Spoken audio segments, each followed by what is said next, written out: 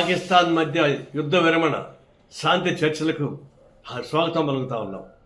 ఇది ఒక విధంగా ఎప్పుడైనా యుద్ధం అనేది మానవాళికి వ్యతిరేకమైంది. అంటే టెర్రరిస్టులు ఇంకా ప్రమాదకారి. అందరూ టెర్రరిస్టులను అంతం చేయడానికి కావాల్సిన ఏర్పాటు చేయాల్సిందే.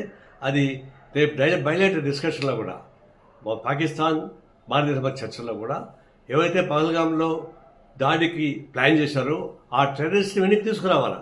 ఎందుకంటే గతంలో బాంబేలో హోటల్ పైన దాడి చేసిన టెర్రరిస్ట్ వెనక్కి తీసుకొచ్చారు కదా, అదే పద్ధతుల్లో వీళ్ళని కూడా టెర్రరిస్ట్ కూడా వెనక్కి తీసుకోవాల్సిన అవసరం ఉంది. దాన్ని బయట డిస్కషన్ పెట్టాలి. ఇంకొకటి, ఇప్పుడు శాంతి చర్చలు కొనసాగిస్తున్నాయి కదా, మరి ఒకప్పుడు నేను చెప్పిన దాన్ని నాకు నారాయణ పాకిస్తాన్కి పంపించాలని చెప్పేసి కొంతమంది బీజేపీ నాయకులు అవాక శాఖలు వాగారు. ఇప్పుడేమంటారు, ఇప్పుడు మోడీని పంపించాలన్నా పాకిస్తాన్కి? అనేక మందిని చనిపోయారు, 26 మంది చనిపోయారు, ముఖ్యపక్షాన్ని పెళ్లి చేయడం సరిపోయింది.